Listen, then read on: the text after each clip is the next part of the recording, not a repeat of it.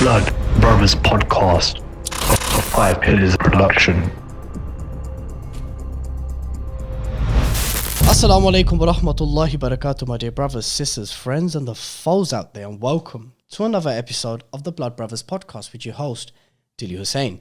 Before I introduce today's very special guest, I want to remind all the avid podcast listeners that you can find this show on all the major audio platforms under the Blood Brothers podcast. And of course, the YouTubers amongst you all, subscribe to the Five Pillars YouTube channel, like this video, leave a comment, and of course, share it. Today's guest is someone whose presence and appearance is well overdue. I've been meaning to actually have him on in season 1, but alhamdulillah, it wasn't meant to be at that time, and it was decreed for it to happen today. He is someone whose work I have been following attentively, especially his social media content. He is joining us from the state of Maryland in the US. He is an Islamic thinker, writer, lecturer, author, and it's none other than my dear brother, Ustad Mobeen Vaid. Assalamu alaikum, Ustad. How are you? Good, alhamdulillah. Wa alaikum salam wa rahmatullah. You had a far more extensive bio which I had ready to read out. No, I didn't want to throw dirt on your face. Alhamdulillah. No, it's just Mubeen too, man. It's none of this Ustad stuff. People like you need the Ustad. No. How are you anyway? You okay? Yeah, alhamdulillah, I'm doing well. So. Tell us a bit about Maryland. I mean, we have Maryland cookies in the UK, but what's Maryland about? Maryland's very uneventful, man. It's a simple state, and it's an extension of DC in some ways. The area I live in is upwardly mobile, and so mostly upper middle class area. That's most of Maryland, although it depends. I'm very close to Baltimore County, okay, which is a bit of the opposite, where it's mostly lower income. But yeah, alhamdulillah, I live in a sort of general suburb here. Is there a good Muslim community there? Yeah, there are a couple of Muslim communities. Some are smaller and still developing. Others are a little more established and been around here for a long time. And so Islamic schools, masjids, all the rest. So yeah, no complaints. And if you don't mind me asking, what is your ethnic background, your heritage? So my parents are originally from Pakistan. So Okay, so if full on Muslimic. The Pakistani Muslimics are of a different strand, mashallah, tabarakallah. Okay. Various stripes and colours have emerged from that land, alhamdulillah. Okay. Alhamdulillah. Right, Ustad, we got lots to talk about today, right? And I want to let the viewers and listeners know that the crux of our conversation is essentially around Muslim activism in the West, right? And the many challenges and obstacles and sadly pitfalls that we have faced, may well face in the coming years, and want to kind of benefit from your experience, your knowledge, and just to receive some level of guidance as to what can Muslims do in terms of principles, values, compromises, coordination and mobilizing in light of the secular liberal society that we find ourselves in as diaspora communities. So let me kick off the first question. And the first question would be, what do you believe is the single biggest challenge? I know there's many challenges, but what is, in terms of priority, sure, what is one of the biggest challenges that you feel that Muslims are facing from a social activism point of view in terms of attaining our rights and justice and so forth? What's the biggest challenges? Yeah, it's a big question. I think there are different ways of looking at that question. One is by trying to evaluate the relative impact of specific policy areas and the way that they influence or affect the Muslim community. And so people can have differences here in terms of what they feel impacts Muslims the most or disproportionately affects our ability to be a civil and dignified community in the West. I think that's one way to analyze it. The way I tend to look at, if I were to sort of just try to answer a question like that, is I would say that the biggest challenge is simply the nature of politics in the West, especially what has happened to politics in the last, 10 to 20 years. Just the fervor of belief that you see expressed in the political space. Yeah. When people are political actors today, they aren't doing a sort of cool technical analysis and calculating what they believe to be the best out of a series of imperfect options. What they're doing is expressing a personal loyalty that they have to a belief system, to a broader community that they identify with, towards a social program that they see as moral. And I think that's very different than even, the politics that one might have seen in the 70s, 80s, and 90s, where you had Democrats, Republicans, but everybody's an American. There's this sort of binding underlying national loyalty that everyone has, or identity that people commit to. Again, now the feeling is much more vitriolic. It's visceral. The feeling of being a political community, and when you endow politics with that type of meaning, what you're attempting to do, or what you're really doing, is putting in politics, or trying to instrumentalize politics to answer the big questions of life. And so now in the West, you have the collapse of many centers of meaning, right? The church, the family, all these things are largely in recession. Yeah. And you're investing politics with all of that responsibility and duty. And so modern politics does take on the flavor of an ersatz religion. And that's I guess Halaq and others would argue that that's just the logic of the state, right? That there's a pervasiveness of it. It's inescapable, right? And there's no way for civil society to really be independent of the political realm. And so, what I see from Muslims who are activists, especially those who are activists, but even Muslims who really have a deep psychological obsession with politics, is that their real commitment is a political commitment. And that Islam is simply refracted through their partisan affiliation and not the other way around. And that's not new here. I mean, if you look at Christians and Jews, right, they're first and foremost liberal or conservative. Their religious identity is very much secondary. In the process, your religion becomes very cosmetic. It's just this cultural identity marker. It becomes racialized. It's a way in which I can demarcate myself socially as part of society. It's my identity vis-a-vis other human beings. It is not my value system. It doesn't express my beliefs and my metaphysical commitments. Yeah. That's where politics comes in. So I have a political worldview. I have a political deen. And I think that's what we end up seeing in a lot of ways, certainly with activists, but even with Muslims who are now more and more beholden to the political environment that we find ourselves in. Jazakallah khair. There's actually a lot. There's a lot to pick out from that. Let's first start with a comment that you made, which was this kind of transition or a move away from traditional politics, where you were just a Republican was a Republican, a Democrat was a Democrat, a Tory was a Tory, a Labour was a Labour. This more kind of tribalistic, populist kind of is that what you were kind of alluding to? Yeah, definitely. So why has it become the case? Because we've seen a steady shift towards that in the UK over Brexit, of the formation of parties like UKIP. We've seen that with the National Front in France, and we're seeing loads of populist parties that were perhaps in the fringes 15, 20 years ago are very much mainstream, and some of them have even got power in places like Hungary and other East European countries. Why have we seen this transition? Before we go into the ins and outs of how it's affected Muslims. No, that's a good question. I don't know fully. One of the things that's interesting is if you look at Enlightenment philosophers, many of them wrestled very deeply with questions about the nature of human beings. Okay. And so they tried very hard to understand what are human beings like. And so they'd write about human nature, or the state of human beings in nature. What are the types of desires and motivations human beings have, and how can politics interrelate to those? The old conservative argument for politics is that politics is best when it's limited, and that when human beings are allowed to exist and have the most meaningful parts of their life occur outside of the political realm. Because the idea is that human fulfillment can never be achieved through legislation or policy. It has to occur outside of that realm of society. Now, whether that was fully coherent or not is a separate question. There are many deep critiques of Enlightenment thinkers, the liberal project, largely collapsing secularity and all the rest. But this idea that human beings, what are human beings and what do they desire?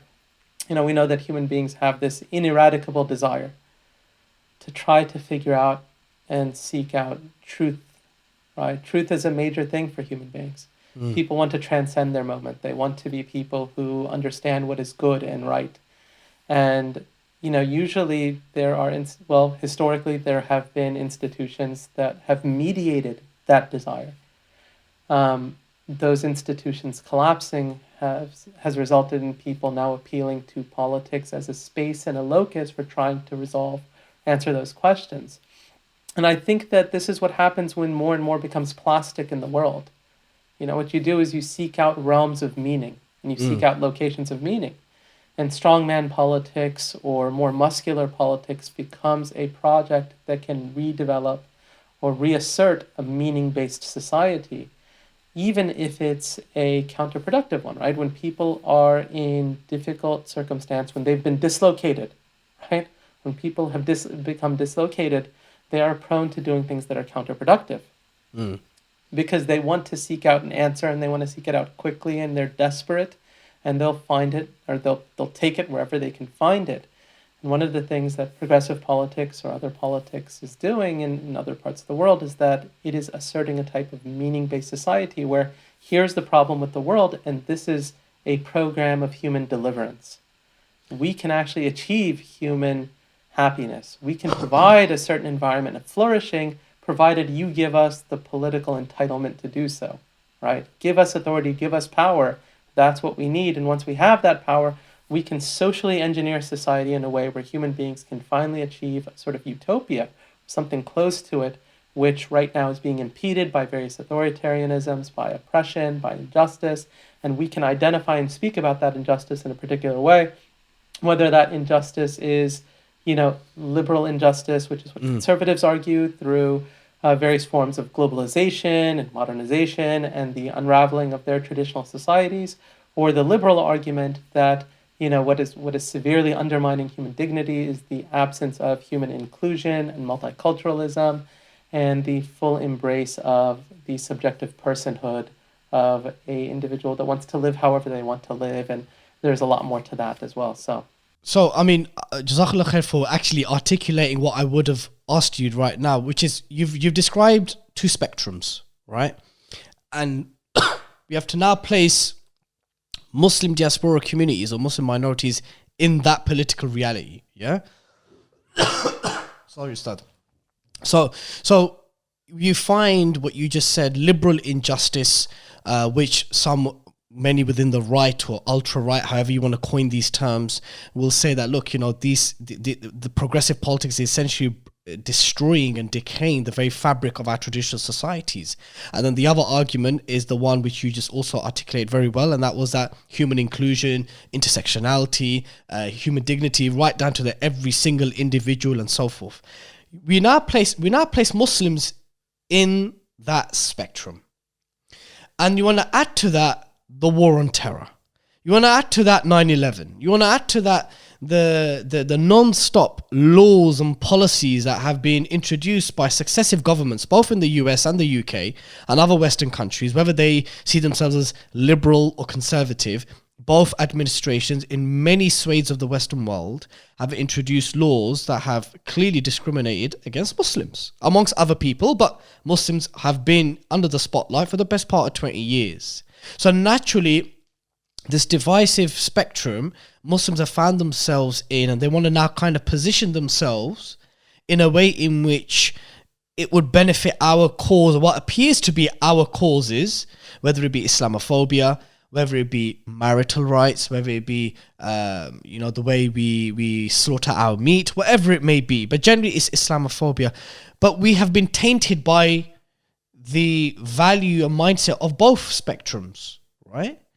Especially the liberal left, right? Now that itself, that term, Ustad, means so many different things to so many different people. Yeah, but I guess what I'm trying to describe in the liberal left progressive kind of spectrum, where Muslims have somehow found themselves comfortable as a safe space to talk about their grievances and their issues, has come with huge pitfalls, huge dangers, huge blind spots.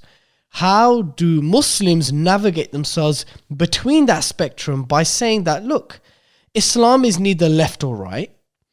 it may have, or whatever the Islamic paradigm is and the moral ethical code framework is, it will have some commonalities with the right when it comes to family, crime, society, them kind of things. And when it comes to the left, there will be maybe issues to do with fiscal policies, justice, and so forth, where they're similar. And there's other things where we epistemologically are in diametric opposite in both those spectrums. How do we navigate? How do we navigate in that reality? Well, I guess, your sort of question there had me thinking of a few things. One is sort of the question of grievances. I think the question of grievance is a really, really difficult and important question for us to think about. One of the things that modern society has done, it has fetishized a certain grievance identity, and this in the expression of grievance. A person who's a victim today comes out and lets people know about their victimhood. They internalize their victimhood as essential to who they are. And I think that's very dangerous. I remember after 9/11, actually I was relatively recently, I was listening to two journalists, and it was a podcast. And these were two journalists that had both written articles in favor of the Iraq War. One had published an article, I believe, in the Atlantic, and the other had done so in the New York Times. So we're not talking about random bloggers, right? But people whose words actually had a material impact in furthering the cause of the war. Yeah. And they were reflecting on that, and they regretted having done so.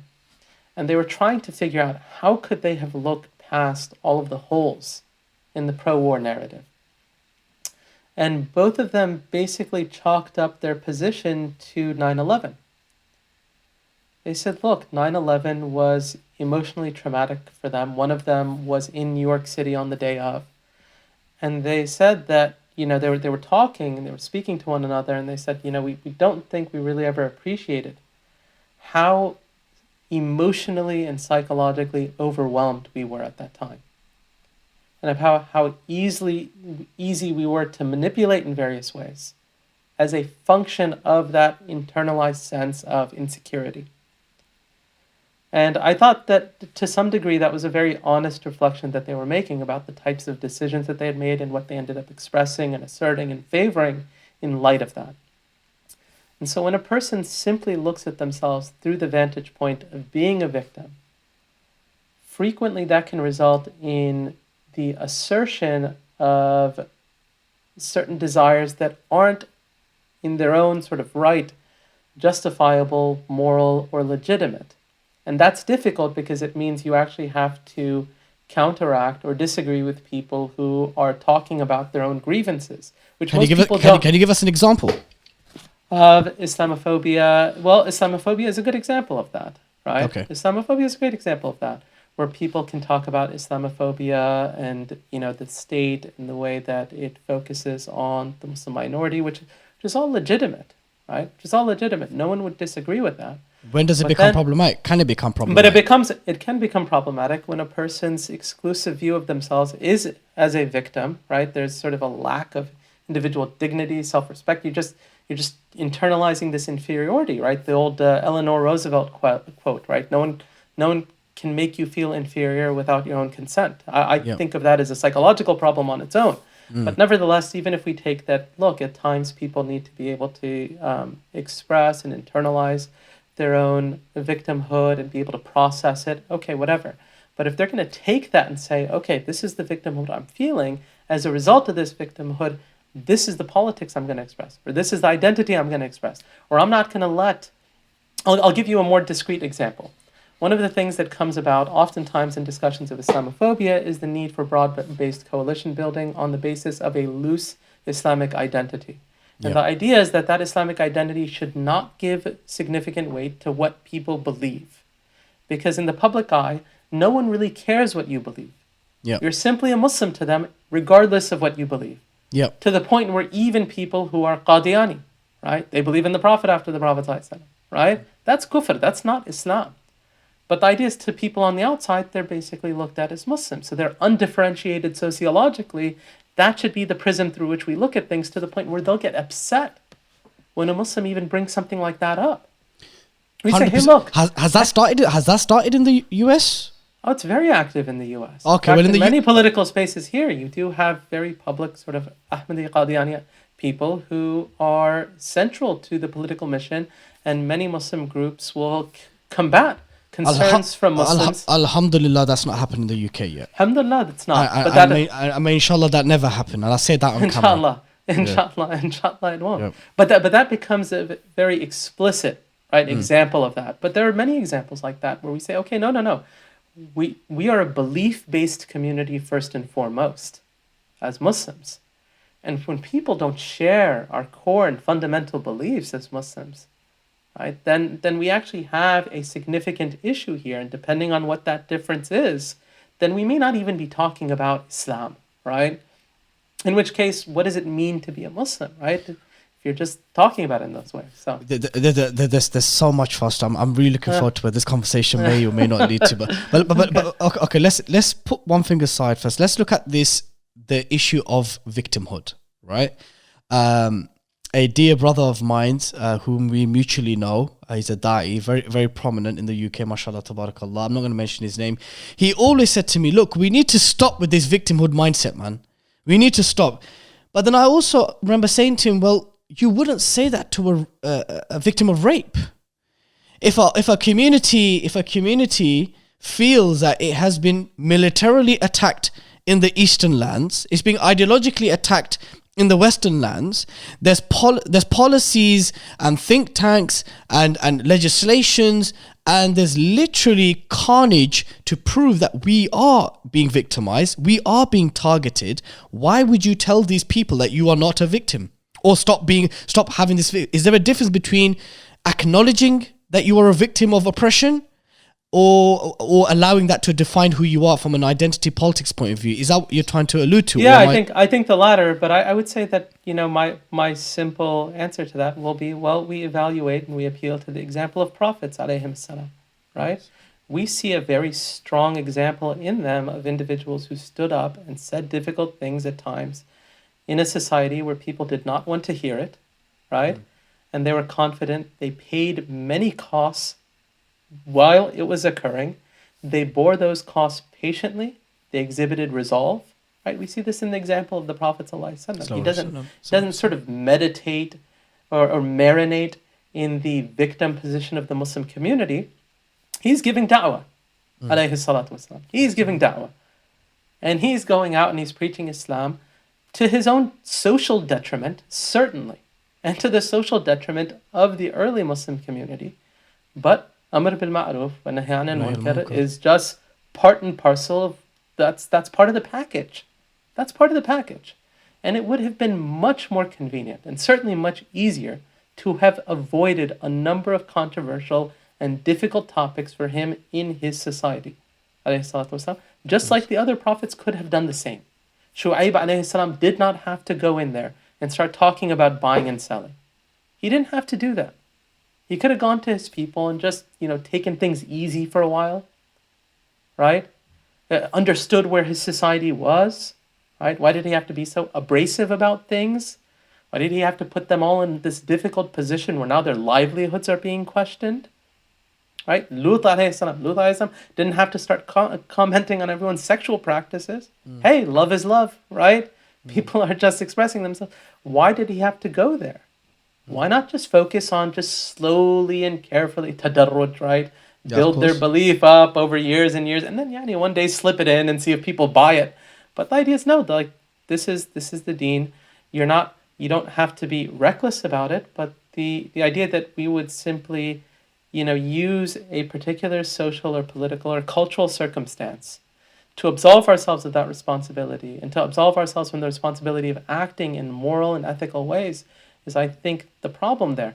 Even sort of, what you mentioned, you have the example of the Prophet ﷺ, for instance, where you have a woman who was grieving. And she was grieving in a way where, she was grieving in a somewhat problematic way. Okay. Yeah, excessive way. And the Prophet ﷺ told her to be patient. And she didn't know who the Prophet ﷺ was, and she lashed out. She said, you don't know what I've been through, etc. Then paraphrasing. And the Prophet ﷺ left. And later she came back, she apologized. The Prophet ﷺ said, As-sabr inda sadmatul ula, right? That patience is at the first strike of calamity. Absolutely. Right? It's at the first strike of the Prophet ﷺ reminded her in that moment, where she had lost a loved one, I believe her son. But, that's a lot, and she's grieving, and at that moment, the Prophet ﷺ reminds her to be patient, right? And so it's not an easy thing to talk to people when they've been through difficulties and challenges. Now, how we behave pastorally to people based on the specific traumas they've been through will differ, definitely. I mean, it's a sister, may Allah protect them, if a sister's been raped, for instance, right? Like, the idea is that we're going to have a tremendous amount of sympathy, care, comfort, love, help, and support for such an individual, while nonetheless also trying to help shepherd them to a place that is, to get them back, right? We're trying to help them heal and rehabilitate themselves. And that's going to take time. It's going to take patience, right? It's going to take working with that person. Mostly, sisters that know her, maybe they need therapy and this and that. It's going to take time, right? I'm not saying that this is just an overnight activity where you go in and you tell someone who's been raped, look, like, get your act together, right? But the question is, okay, what is that sister doing as a result of that, right? If a sister goes through something like that and suddenly begins self-harming, right? And they're cutting themselves and doing this and that, idea is that we would say, okay, we probably don't want to sit back and just allow this problem to fester, because it could metastasize, at which point they could take their own life, right? And so these problems become destructive, self-destructive in some ways, right? If that's the type of emotional and personal response that a person's taking on. And I'd say likewise in the political realm, if people are using Islamophobia as a catch-all cover to advance any politics they want, irrespective of how justifiable it is, in light of Islam itself and in the guidance of Allah subhanahu wa ta'ala, what they are essentially doing is putting their politics before Allah. That's what they're doing. Ustad, let me just come in there. Forgive me for my lack of articulation, the way I word certain things. Yeah, when I have the honor of being invited to Islamic societies in universities up and down the country, I always tell the young shabab, brothers and sisters, I said, listen, if you thought that being a Muslim would be easy, then you've misunderstood the prophetic mission from the very beginning of our father Adam to Rasulullah sallallahu alaihi wasallam. Because that's the truth of it. If you felt that you would not be tested in your faith, and that all of a sudden that the masses, i.e. the non-Muslims, would accept you with open arms, with you being a firm believer upon what you believe in, if you felt that was going to happen, you've misunderstood. And a few times, and we've given the same examples, Musa alayhi salam, Shu'aib alayhi salam, Nuh alayhi salam, Lut alayhi salam, loads of reeled off bare examples. Yeah. But they would say, well, they had angels and revelation and punishments on their side. We don't. Yeah, but they were still, a number of them were tortured. The Anbiya were killed, right? Bani Israel killed many of their prophets. وَقَتْلِهِمُ الْأَنْبِيَاء. Allah subhanahu wa ta'ala talks about this. The Prophet ﷺ mentions this. They killed many of their prophets. And some of those prophets they attempted to kill, right? Many of them lost families. Many of them were estranged and alienated from the people who were closest to them, simply as a function of them expressing and preaching this religion.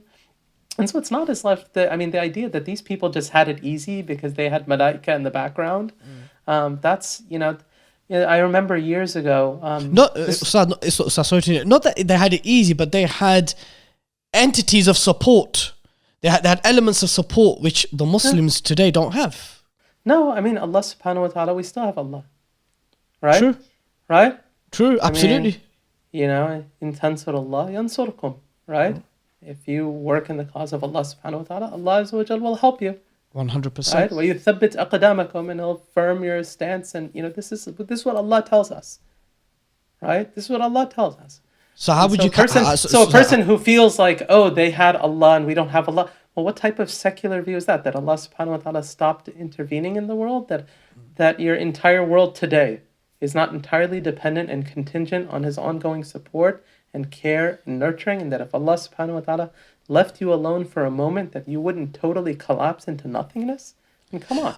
I think just in case one of these brothers or sisters from the ISOCs, the ones who ask this question, I feel the point they're trying to make is that, look, when a people rejected the prophets of the past, Allah sent a punishment to them. And there were times where angels would come down and literally deliver that punishment upon Allah's permission. We know that these things, or at least we were foretold in our tradition, that those kind of interventions may not happen in the way it did with the prophets of the past. So when you talk about the candid, uncompromising, assertive manner in which many of the prophets delivered that message of Tawheed and Amr bil Maruf and Nahy anil Munkar, that they had elements of support that we don't have today. It's not that we don't believe in Allah's support and His victory. It's rather they had entities of support that we know that those interventions will not happen now. No, we don't know, number one, that those interventions may not happen, right? Allah subhanahu wa ta'ala can provide us support in any way He chooses, right? We know that we won't get wahi, right? We know that we won't just receive wahi today. But the idea that following the example of the Prophets alayhim salam won't come with any support from Allah, either in this life or the next, which is the real life, right? That's the perspective that we need to start with, right? What are we working towards? What's our purpose here? Right, to your point, أَحَسِبَ النَّاسَ أَن يُتْرَكُوا أَن يَقُولُوا آمَنَّا وَهُمْ لَا يُفْتَنُونَ. Did mankind think that they would be left to say, we believe, and that they wouldn't be tested? This life is a test. And part of that test is our ability to live with conviction and to try to express that conviction in the face of people who may not always want to hear it. And we try to do so with wisdom, with beautiful preaching. We try to do so in situations where people will be more receptive to it and amenable to what we're saying. We're not just sort of abrasive and belligerent and obstinate, but we're rather people who try to dialogue with those who differ with us. We recognize that these things don't happen overnight. The prophets are a great example where they spent years and years and years and years, and sometimes the people didn't believe after that. Right? Sometimes Nuh alayhi salam, they didn't believe, right? Hundreds of years, he tried, they didn't believe. Right? And so perhaps people just aren't going to accept the message. That much we know. Not everyone is going to accept the message of Islam, irrespective of how well it's packaged and how well it's delivered. But our responsibility is not to try to...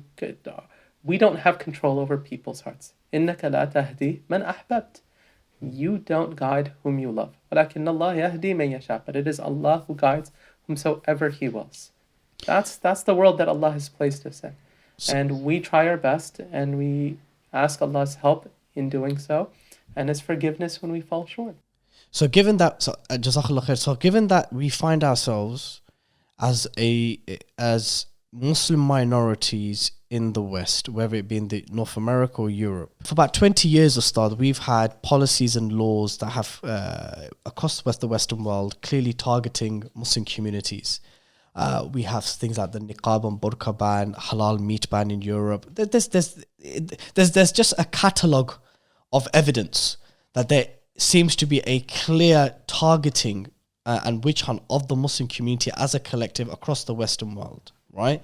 In light of this, how are we not supposed to position ourselves politically, ally ourselves politically to prevent a greater harm? It's an argument that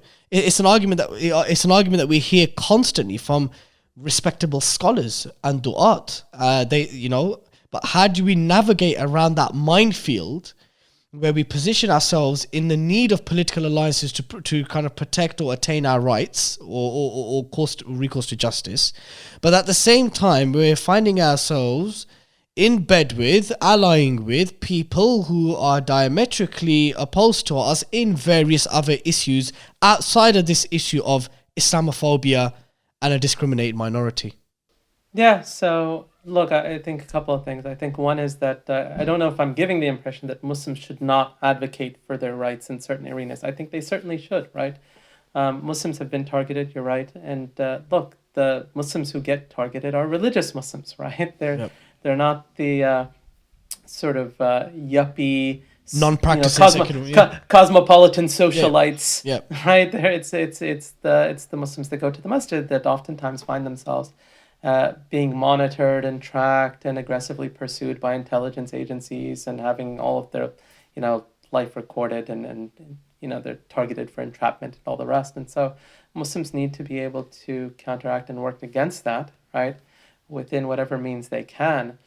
Part of their working against that may involve, specific situational and circumstantial alliance building with organizations that are mutually committed to that particular activity or project, in that light, there may be other people who are non-Muslim that we end up working with, right? Even on the family, for instance, right? Let's say that we're counteracting, I don't know, LGBT, and there are groups that we want to ally with as part of that. There's probably going to be groups that we disagree with theologically and religiously, right? Christian, Jews, and others. Now, if our alliance results in us valorizing those individuals and results in our own community members and activists, championing their causes that explicitly contradict Islam and are within their sort of religious worldview and paradigm, then we'd say that's an issue. That's a problem, right? You have to figure out a way to participate in the world in a way that advances things that are consistent with your worldview, it's consistent with your beliefs, and doesn't flagrantly violate it.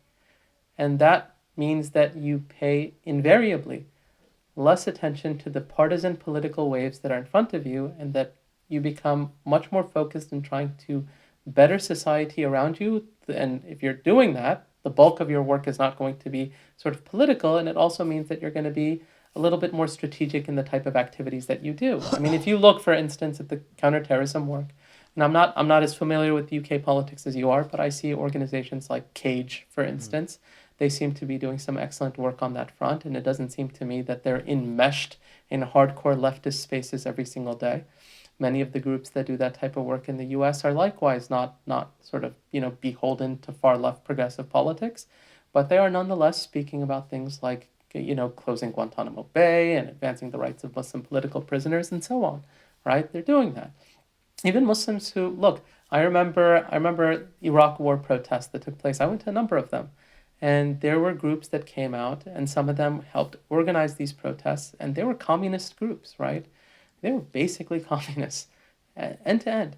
But the idea that Muslims were somehow internalizing communist mores and values and attitudes, all of that simply is a function of them getting together to try to lobby the government and civil society against going to war with Iraq. I mean, that was not a real material threat. What you have today are real material threats that are affecting the belief system of Muslims. Their most deeply held beliefs and intuitions are being re-engineered. They're being re-engineered into a belief system of kufr. And as we see that, and as we witness that, we can't be indifferent to that. We can't just be blasé about, we're living in we are living in a non-Muslim society, right?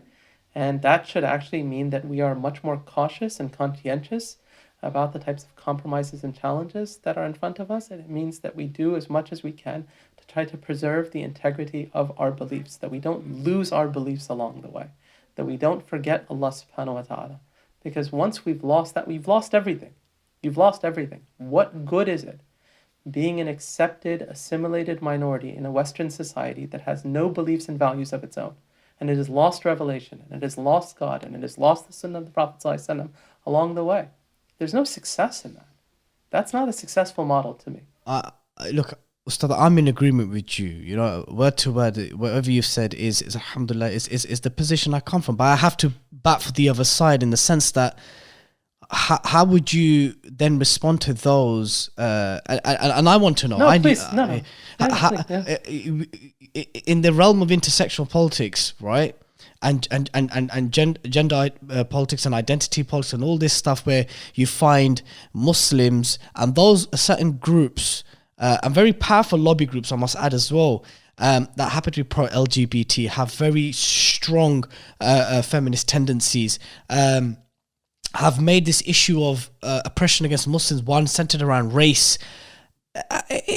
How can we not gravitate towards allying ourselves with the said aforementioned people of that persuasion, but at the same time pipe our rhetoric down, pipe our positions on homosexuality down, pipe our position on abortions down, so in order to attain some other rights for the community? Well, I'm not saying to even pipe it down. I'm saying to express those positions in a way that shows very clearly and unequivocally what we stand for, what we believe and that we don't agree with all these people on their political positions. And I'd say that, look, we have certain interests that we're trying to advance.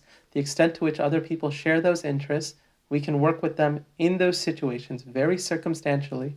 We don't lionize and valorize those people and bring them into our spaces and talk about how. But that's happened. That's absolutely. That's happened in your front yard, and it's coming to our front yard. So that's the problem, right? We've made these people heroes in the eyes of young Muslims, right? So how do we address those issues when they're invited to big Islamic conferences, given keynote speeches, and they are lionized, and sometimes they're lionized by our own mashayikh and our own ulama and our own du'a. So how do we overcome that then? Well, I mean, those people are. I mean, this is the unfortunate reality is that what's happened is that many of these institutions and organizations have set up the community for tremendous damage, right? Tremendous damage, because when you become a political community first, and people's identity is principally reflected through the politics that they are affiliating and associating with, and they've internalized that political worldview and the partisan identity. They've made that their religion. They've made that their faith. And over time, they're going to be less interested in your conference. They're going to be less interested in your masjid. Because if all they cared about was the activism and defeating the right or winning one over on the conservatives, they don't need Islam for that. They don't need the Muslim community for that. In fact, they can get that. They can get a lot more of that, and probably better people who can do that better elsewhere, right? And this is the thing, right? If you look at sort of the activist circuit, these are people who stand for what they believe. And they stand for what they believe even when it's not possible, or even when it's not popular. I mean, you're looking today, I was reading this morning, Netflix, right? They've had this internal mutiny that they're trying to mitigate and manage, right? The Chappelle thing. Yeah, over the whole Chappelle thing. Yeah. And you have a number of employees that have done things knowing that they were going to get fired. Mm-hmm. And one of the people... there's a woman who was quoted in the media, and she said, "I'm just tired of this, amoral, algorithmic, injustice or monster, and just standing pat and allowing it to do whatever it wants to do." Right now, regardless, obviously, I substantively disagree with what she believes is immoral. We have a different sort of moral schema than she does. The idea is that she's a person who is clear on her beliefs and values. And she is unwilling to jeopardize or compromise them simply to make another dollar or to make a buck. She's willing to lose her job over that. And she's willing to go out publicly and say, look, I could not stand for that anymore. And I think that type of model and example, even for people who disagree with it, is an admirable model, right? The idea that people stand for something, right? People are attracted to conviction and strength. And when you have a community where you bring in people who stand for something and you say that this is what my beliefs are, these are what my values are, that's effectively what those people are doing. They're coming into Muslim spaces and they are missionaries. They are missionaries. And they are spreading their gospel in our spaces. And young people are absorbing all of that. And then they're coming to the mosque and they're coming to the masjid and they're saying, well, all of this sort of religious stuff that you're telling me, all of these nusus, not only are difficult for me to understand, but they're bigoted and they're hateful and they're backwards. Why would I want to be part of a religion like that? And so either you have to go down the route of, severely watering down your Islam and remaining within a very narrow realm of what you're going to talk about, which is, personal spiritual reformation and, speaking well in important topics, right? Not things that are inessential to Islam, but the idea is that this is all you're safe to speak of, are the types of reminders that will never ruffle a feather, right? And many people condition themselves to doing just that and staying within that realm long term, right? They don't need, Wizarat al-Awqaf or whatever it is in these Muslim countries to write out their khutbahs. Their khutbahs have been naturally written out in their own minds about what is and is not off limits. Right? But Ustad, the situation that you've just described, we have to accept that, some of the inclusion of problematic individuals with problematic worldviews that have been not just introduced within our communities and institutions, but as you rightly mentioned, lionized. It was done under the premise, of the Islamic cited premise of maslaha, mafsada, maqasid, minority fiqh, surviving as a minority community. It was all done with Islamic jargon and Islamic terminologies. They didn't come through the front doors of our masajid and our conferences. They came through with the stamp of approval and with the language of the things that I've just mentioned. Yeah, I mean that's its own sort of ball of wax. The whole notion of the exercising of minority fiqh, the exercising of really fringe fiqh positions that sometimes were kind of sort of supported by one person or another, but perhaps were not. Even then, they're being sometimes misrepresented, and they're being marshaled to make a much more thoroughgoing case of how Muslims should participate in society. I think that, number one, the whole question of maqasid al-Sharia, the maqasid are obviously higher principles or objectives of Islamic law that have been deduced from revelation. They're not instruments to circumvent revelation, right? Many modern people tend to view maqasid or maslaha al-mursala and everything else, and they see these as sort of ethical, like the spirit of the Sharia is encapsulated here. And then what you have is just this set of data, right? You have this collection of, you have this sort of akhbar, right? You have these ahadith and you have these ayat, and then you have the spirit of Islam. And what you do is you filter this through this, as opposed to recognizing that no, this actually came first. Absolutely. This came first. Maqasid came much later. And the scholars were reviewing all of this and saying, okay, what epitomizes the ethos of revelation? Well, it is these underlying principles. And these principles are ones that are essential for Muslims to maintain. And if Muslims are going to say, hey, we're going to be exercising, some broad-based justification and argue that what we're doing is grounded in some greater maslaha, tell us what that maslaha is. Actually provide that, right? Most people just think that the masalih are axiomatic. The maslaha is, and I'm going to be citing people, paraphrasing people that we both mutually know. Okay. I'm not going to mention their names, but I'm going to mention people that we both know that we somewhat have a good relationship with. That they will say the word the maslaha is to prevent the greater harm of further victimization, further targeting, further Islamophobic attacks. That's what they would argue. Well, again, and it depends on the example, but most of the time that argument's brought up, it's not really even achieving that, right? It's not as if just having like a brown face talk about something suddenly results in this grand maslaha being accepted more readily in the West. So that's one thing, right? And obviously, the maslaha has to be counteracted by a deep review of what are the mafasid, right? What's the mafsada here, right? You don't just look at masalih, you look at mafasid. And if the aggregate or net effect on this is a destabilization of Muslim commitments and a loss of faith amongst young Muslims, then what are you achieving? At the end of the day, if Muslims simply want to be accepted, the path to acceptance is not hard. It's easy. Right? It's easy. Look, Uyghurs in China. If they just gave up the Quran, Sunnah, just started practicing like Han Chinese, they wouldn't be in these education camps. 100%. The fact that the camps they wouldn't give it. The fact that the camps are there. People would say they're being so stubborn as a minority. Why are they being so stubborn? Talk like everybody else, dress like everybody else, just become Confucian atheists or whatever, and live normally in China. You're not going to have any problems there.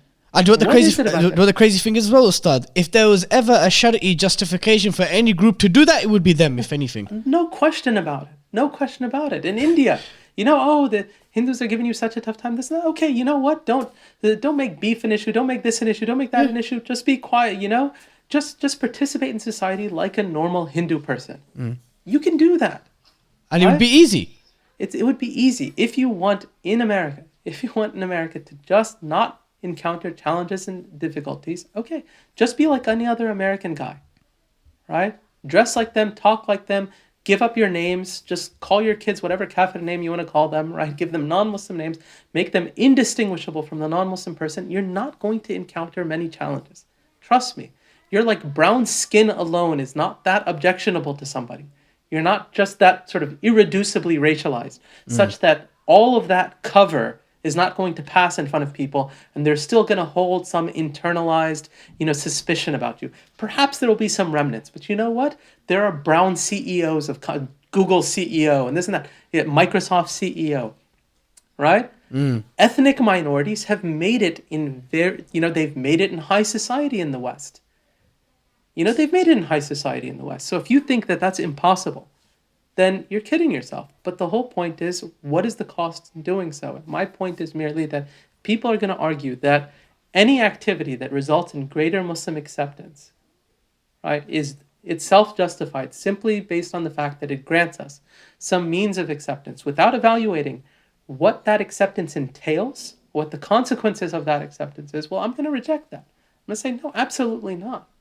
What have we gained if we make those? And most of the time, what really gets me about it is that most of the time, it doesn't even accomplish what people insist that it accomplished, right? And so all this like the leftist, LGBT activists, what has it given the Muslims? What have Muslims gotten out of this? I mean, we've been doing this in America for over a decade now. Muslims have been hard leftists. You've had any number of activists that have gone out publicly pro-LGBT, tweeting this way, attending marches, doing this, doing that, constantly. It has been inveterate. Muslim organizations. So, I mean, we have 16 and a half Muslim MPs. I say half because I don't know when Sajid Javid decides to. Sometimes he decides to be a Muslim, sometimes he decides not to. Okay. So 16 and a half, yeah? Not a single one, Ustad, not a single MP voted against the RSE bill that was introduced in 2019 or March 2019. Not a single Muslim MP voted against it. The vast majority voted for it. Mayor Sadiq Khan continues year after year to be at the front line of pride events, holding hands, dancing, prancing about, saying that we love you, you are from us and we are from you, all these kind of. And we have the same with Rashida Tlaib, we have the same with the Somalian sister. How much trust do we put in these politicians? How much trust do we put into mainstream politics and engaging with it in terms of attaining whatever rights or justice we think we deserve as a minority? Yeah, I mean, Ilhan Omar, a few years ago, she came out and she condemned the West Bank, the Palestinian Authority, because the Palestinian Authority in the West Bank they rejected a proposal to have a pride march in the West Bank. Yep. They did not want a pride march and she condemned them. And so, what's going on here, right? If you look at what's happened in LGBT politics over the years, it has become a cudgel to bludgeon Muslims domestically and to make them look backwards, insufficiently integrated, bigoted, hateful, and discriminatory. It has been used to try to re-engineer the beliefs and values of our children as it gets more and more integrated into schools, and it is weaponized against Muslims around the world, in Muslim countries. Absolutely. In Muslim countries, where now what you've done is not only not achieved any of the many maslaha you promised us, but you are now affecting Muslims around the world and undermining their sovereignty and their ability to live with any notion of moral autonomy. Because what now your countries are doing is that they're tethering aid to that, they're tethering economic support and sanctions to that, and suddenly now you can be a small, politically irrelevant Muslim country that gets the hammer, a total sledgehammer of Western hegemony at your doorstep simply because you have differences on the LGBT issue. That's the bottom line. It is. And so, the more we see this taking place, the question is, at what point are we going to take a step back and actually ask the question of what these great masalah are that were promised?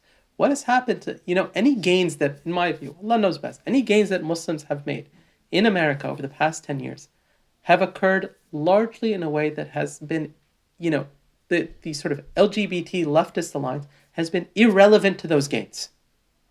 They have occurred simply as a function of, the ongoing machinations of Western political gamesmanship. Right? One party wins, the other party lose. One party. It's just been that. at a much higher level. How would you then respond to the fact that, the very fact that even Muslim majority countries that are now forced to essentially subscribe to and assimilate to those things and attach to it is funding, aid and so forth, wouldn't that then be an argument to actually continue this methodology? That look, if we stop doing that and we start, talking, being a bit more assertive and uncompromising about our beliefs, etc. and so forth, that will only get worse. Yeah, well, the whole point is that you have to try to counteract this for the mutual benefit of the Muslim community as a whole, right? We see ourselves as part of the ummah.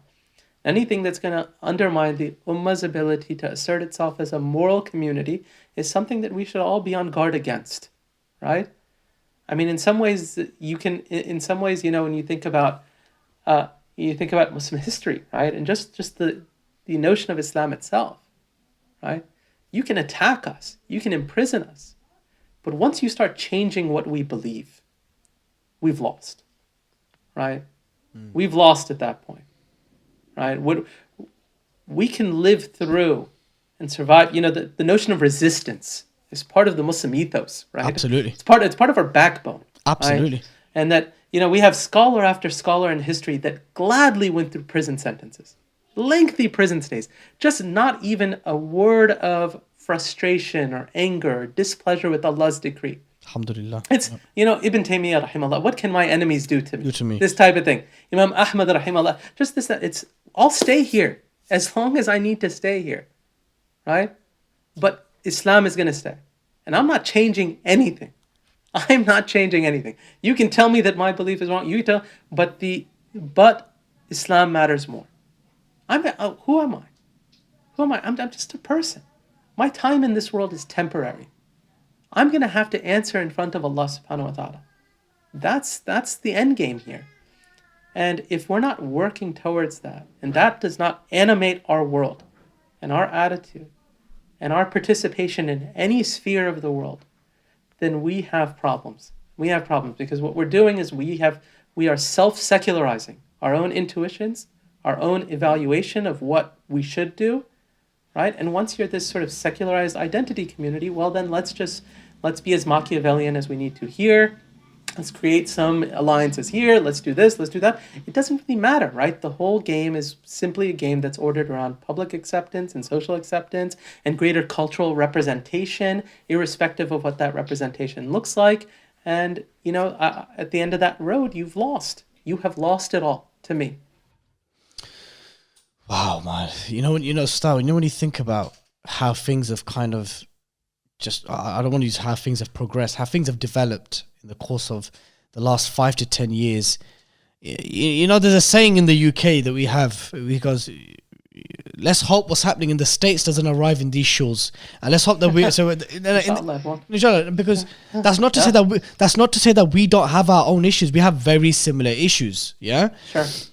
But obviously, there's obviously finer differences. But the point is it not a case that when a people have been wronged, when a community has found itself in a situation where literally people of a particular thinking, backed by states and militaries, are literally resorting to violence and murder and wars, that the natural gravitation towards those who are not doing that isn't so bad. Because that's a common argument I've heard. I goes, hey, we might be allying with the left and so forth, but it's not the left that's looking to kill us off. It's not the left that's waging wars. It's not the left that doing this. When the irony is that Tony Blair was of Labour and he was left, but in the context of the UK. But it's a very common one that you hear, isn't it? The right want to exterminate us, and then the counter would then be, well, the left want to kind of exterminate your deen. I know it's a very cliched statement, but it's one that we hear a lot. The right want to finish you off physically, the left want to finish you off spiritually, right? Yeah. So yeah, well, it is a bit of a cliche, right? I think even politically, I don't think it's entirely accurate. If you look, for instance, I think it might have been accurate maybe 10, 15 years ago, right? But now, you've had dramatic changes, especially with Trump and the right wing, that is very ethno-nationalist, America First politics. They are not nearly as concerned what happens internationally. In fact, Trump kicked off the retreat from Afghanistan and wanted to get troops out of there as quick as possible. And, people were saying, oh, he has his ulterior motives and he doesn't really care about Afghanis. And it's like, okay, who cares? I don't need ikhlas from this guy to get people out of like American troops out of Afghanistan. All I need is them out, right? Whether he's doing so with like the most sincere motives or not really doesn't matter to me, right? And now Joe Biden did so, I guess on that note, at least to his credit. But the whole point is that, look, you've had that. You've had conservative groups that have taken stances against China and in support of the Uyghurs. You have recently had progressive groups that have actually come out and actually tried to rein that in. Yep. And have said, no, this is unfairly disparaging Chinese people and it's going to result in anti-Chinese animus and we don't need to put all these sanctions on the Chinese government. We need to be more open with them and this and that. There's progressive politicians, they signed this. There was a recent statement that they put that together. So these are left-wing groups that are directly undermining and contradicting the best interests of some portion of our ummah that is being oppressed in very extreme ways, right? And so there's that. And so, when you just think about the appetite for war has decreased, at least for right now, a little bit in a bipartisan way. I think there are, actors on both the left and the right that are always clamoring for intervention, right? It's not like Obama came in and suddenly, military intervention even subsided. It actually got worse. It exacerbated, right? Yeah, the drone he's strikes. The drone. Yeah, he's the drone king. The drone president. Yeah, exactly. And he kicked off wars and military expeditions and exploits in places that were not occurring before him, especially in Libya and other countries. And so this idea that the left is just uncritically pacifist and, does not have any, political interest in actually going to war with Muslim countries is, I think, misguided. And the sanctions over Brunei for its, establishment of hudud penalties and hudud laws, that was led by left-wing politicians, right? Left-wing politicians were the co-authors of legislation that was passed specifically saying that. And so they're now undermining the economic stability of Muslim countries precisely for that reason too. And so if you just think about the way that economic sanctions affect Muslim countries, well, people die as a result of that, right? These aren't immaterial because people now can't get access to core goods and services. You have a drastic reduction in access to things like clean water or to food supplies. This isn't just like a shortage of novelty boutique items, but this actually undermines those countries' ability to subsist and live in many circumstances and ways. And this is what these people are doing, both on the left and the right. So I don't think any side of the political aisle necessarily represents like a great, a dramatically or disproportionately better option, at least on this count. I don't think anyone is disproportionately better for Muslims. I think there are certain policies that a person might look at and say, okay, well, there's the Muslim ban, for instance, where the Republicans were in favor of banning immigrants or refugees from a certain number of Muslim countries. And but that was a policy that Obama introduced, no? The initial travel ban. Trump just added a few countries onto that list. Was that not the case? Yeah, I think perhaps made it much more draconian in terms of the extreme vetting and all of that. And so there's a real impact to that, right? There is a real impact, and I'm not trying to undermine that or belittle that. So there are specific policies like that where we may say, okay, this political party is more in our favor than another political party. But so be it, right? The idea that, okay, we have two grossly imperfect options, and, someone wants to like hold their nose and sort of toss a ballot in for one of them based on a calculation of the relative benefits on an aggregate view of what those people are advancing, okay, right? Number one, even if someone does that, I think that we have to be honest that the political act of voting, especially in like presidential elections, probably one of the most meaningless political acts that a person can actually do, right? It literally is, simply because when you take into account the electoral college and the way politics works, the idea that your vote matters that much is just grossly overstated. It's sort of childlike fairy tale about politics that people still buy into. Why do we hear it election after election from the mimbar from our leaders, from men of the. Why do we always hear that? That you're. I don't know, man. I can't figure it out. It's when I have conversation. Look, this conversation, this segment between you and I now, Ustad, is not about the permissibility of voting or not. We're not talking about. We're talking about why is it with the track record of what's been happening, election after election, do we hear from our pulpits that your vote counts? When we actually look at, I mean, in reference to the UK. When we look at the masajid, the halal butchers, the Muslim cemeteries, the Umrah and Hajj travel operators, all of these things were done by our forefathers without the vote. Of course. It was their blood, sweat and tears, their lobbying of politicians locally, right? Them putting their money where their mouths are is the infrastructure that we benefit from today. It wasn't done from getting a particular councillor and MP into power. Literally, a lot of the things which we enjoy as Muslims in the UK was done from the blood, sweat and tears and hard work and savings of our forefathers. It wasn't to do with the votes and the MPs and stuff like this. Yeah.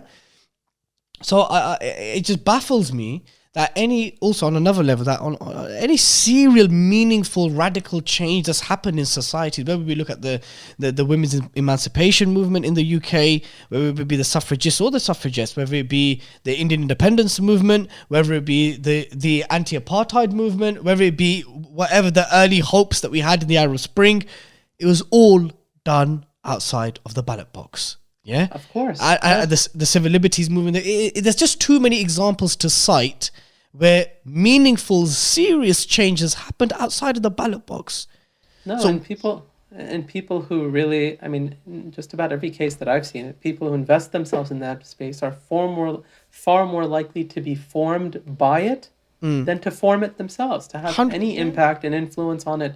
I don't see we now have more Muslims in politics and now we're starting to see a sort of slow shift in legislation that favors. No, it's not. What happens is they've done their time, they've made it, and now they are, indistinguishable from any other politician that's part of their party. Ustad, wallahi, I've always maintained this, right? And I know someone will disagree with me. I've always maintained it is actually better for us to deal with white non-Muslim politicians than our own. I'll tell you why.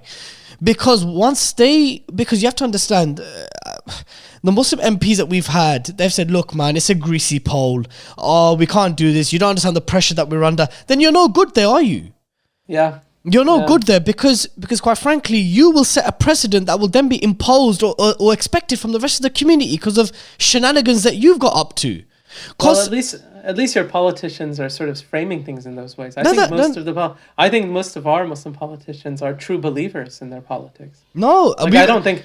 I think the politicians here aren't just we're just acting as political actors because we're part of this bigger political machine and we have to work within it. I think they genuinely believe in what they're doing. I mean, there's a handful. Alhamdulillah, I have 16 or 17 Muslim members. I could at least say there's a handful that will say in a secret, in an unrecorded environment that look, we're in a difficult situation. We know that the state is unequivocally pro-Israel. We know that there is an agenda against Islam and Muslims, but we can't do what you expect us to do. You're asking us to get, and then my feeling is then when we don't need you there. We don't need you to what you because your silence is essentially seen as consent, and then it's imposed on us.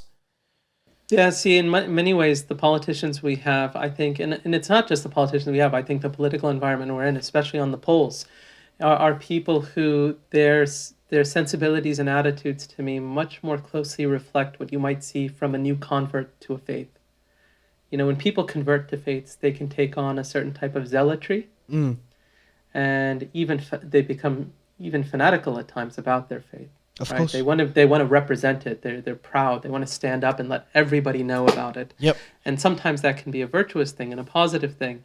But, unfortunately in this case, that faith that they have converted into is a political faith. And now they're very proud of that political faith. And they want to stand up and show and demonstrate their bona fides to that broader ideology and political worldview that they're a part of. And so in some ways, what we're dealing with in the U.S. are really true believers. Right? These aren't just people who are saying, We think that this is, I just happened to get voted in the Democratic Party, provided me a platform. Otherwise, I wouldn't have made it with Republicans. And, I have to play ball a little bit here. And if I don't play ball, I'm just going to lose my seat. I think these are people who genuinely, even before they won their seats, were already, they were part of the program, right? And many of them actually represent the far left of even the Democratic Party platform. And so I think in many ways their principal commitment is to the partisan political program that they're part of. And that's where their values lie. That's where their beliefs are centered and situated. And this is a secularizing of religion, right? I mean, if you look at Christian Jewish communities, what happened, right? You can have someone who's like identifies as a Christian, but doesn't really give any effect to that faith. Because what happens in the secular society is that religion is privatized. It's seen as something that is relevant specifically for your home, that it provides you a way in which you can navigate certain rituals in your social life. So how do we bury someone? How do we get married? There are a handful of things that religion will become relevant for me in, right? But aside from that, when it comes to, the real questions of the day, the things that matter, I take inspiration from politics on those issues, right? And I think that that's to a large degree what's happened with our politicians here. And I think many, many young Muslims have internalized a lot of that and unconsciously internalized that type of worldview where, okay, we're Muslim, but we're Muslim in a way that is as cosmetic and as thin as the liberal Christian, right? They're sort of the liberal Muslim whose liberal affiliations, whose liberal commitments, whose liberal beliefs come first.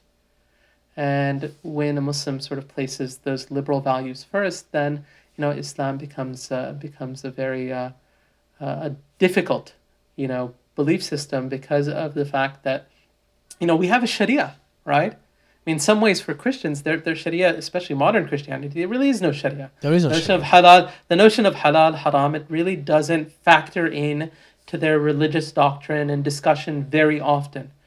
Catholics seem to have a handful of things, Protestants even less than that. By comparison, we have a very, very wide-ranging set of beliefs that we give effect to our beliefs in our daily lives. We give effect to it in our daily lives everywhere. And if you're unwilling to give it effect, not because you're just a faulty Muslim who has shortcomings and doesn't always live up to the demand and responsibilities of being a Muslim, that happens, right? People fall short, they make tawbah, we're sinful, we're errant Muslims. But that's a different thing than someone who is deliberately disinterested in certain aspects of Islam or finds those aspects of Islam off-putting as a function of their core commitments, which are politically inspired and motivated. Bringing the podcast to a close, Ustad, we've spoken about and we've at least attempted in a very limited way to unpick some of the challenges. We've spoken about some of the obstacles that we're facing. Let's conclude the podcast with some words of nasiha. If there's going to be Islamic societies and MSAs, Muslim students, those who are still in secondary school, or wherever they may be in the workplace when they're having to do, because obviously now the whole kind of Pride Month now is kind of imposed on many companies, and Muslims are expected to wholeheartedly participate in these things, and refusal to do so will make them a target in the workplace, again now affecting their income and their livelihoods. So putting all of that into consideration, please give us some words of advice on how to navigate, inshallah, with the deen in our mind, in our hearts, and not selling the deen out, not watering it down, not compromising, but give us some words of advice and nasiha for the shabab, for the youth who may be watching this, and not even maybe the youth, grown adults who face these challenges and have to deal with their children when they come with questions from school. Give us some words of advice as we conclude the podcast, please. Well, you just remember, if nothing else, the hadith of the Prophet ﷺ, Bada al-Islamu ghariba, right? That Islam began as something that was strange, was sayaudu ghariba, right? That it will return to that, right? And what is the end of it? فَطُوبَى لِلْغُرَبَى. Give the glad tidings to those who are alienated and ostracized as a function of their beliefs, right? this is the example that we have in the Prophet ﷺ. This is the example that we have in the companions, radiallahu anhum, that they faced tough obstacles and difficulties and they stood firm. And that should give us inspiration to stand firm in our times. And sometimes it's going to be difficult, right? It won't always, right? And along the way, you might be surprised that people will respect you more at times, right? You might find that many people begin to change their views or ideas or perception about the type of about the type of positions that you're taking that you may assume are going to be off-putting or are going to be rejected by them. And so you can be pleasantly surprised, right? At times, it may be the case that exactly what you feared will happen. That may in fact be the case, that exactly what you fear will occur, where you will get written off, dismissed, you may face some consequences, but bear them patiently, inshallah, right? Because this is what this dunya is, right? We remind ourselves that this life is short, that it's temporary, that Allah subhanahu wa ta'ala has put us here for a determined period of time, which at the end of it all will seem like a handful of days. And the dodging and tackling of our day-to-day lives in the grand scheme of things will appear far more trivial. And what we need to be able to do is transcend our circumstances and remind ourselves of Allah's words, remind ourselves of the Prophet's guidance. And that means being deeply connected with our faith. It means being deeply motivated and driven by our beliefs as Muslims and finding spiritual purpose and meaning and value and conviction in that, right? When we talk about salvation and deliverance, this is what Islam is all about, right? And it has staying power, right? Politics are fickle. The issues that we see today that are tearing our communities apart or causing crises for our youth, who knows where we'll be a decade from now on those very topics, right? Who knows where we'll be a decade from now? Why would you want to lose your faith over an issue that, 5 years from now may not even be that big of a topic anymore, that we might have moved on from it, or we may be dealing and fighting with a completely different set of issues, right? The point of revelation is that it gives you a sphere and a set of guidance against which you can evaluate your own society, and through which you can determine what is right and what is wrong. It is difficult in a given social moment when popular society tells you something is right and revelation tells you something is wrong to see the forest from the trees. It's tough.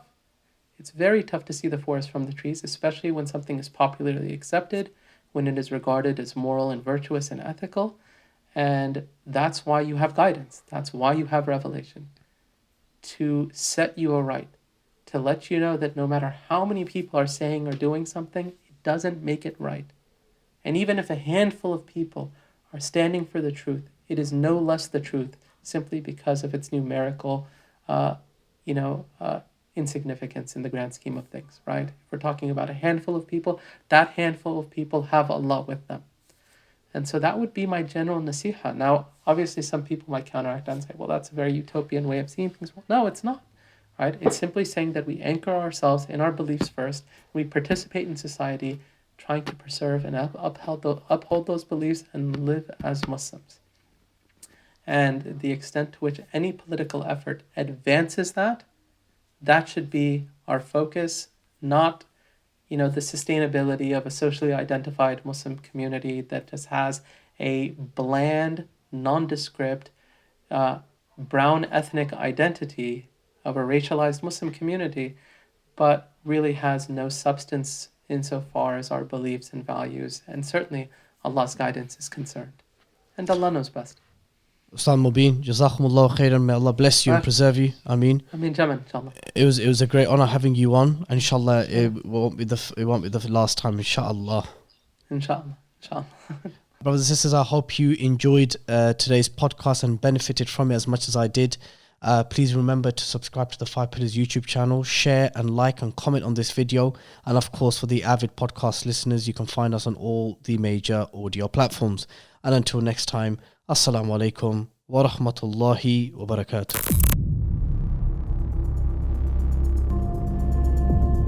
Blood Brothers Podcast, 5 Pillars Production.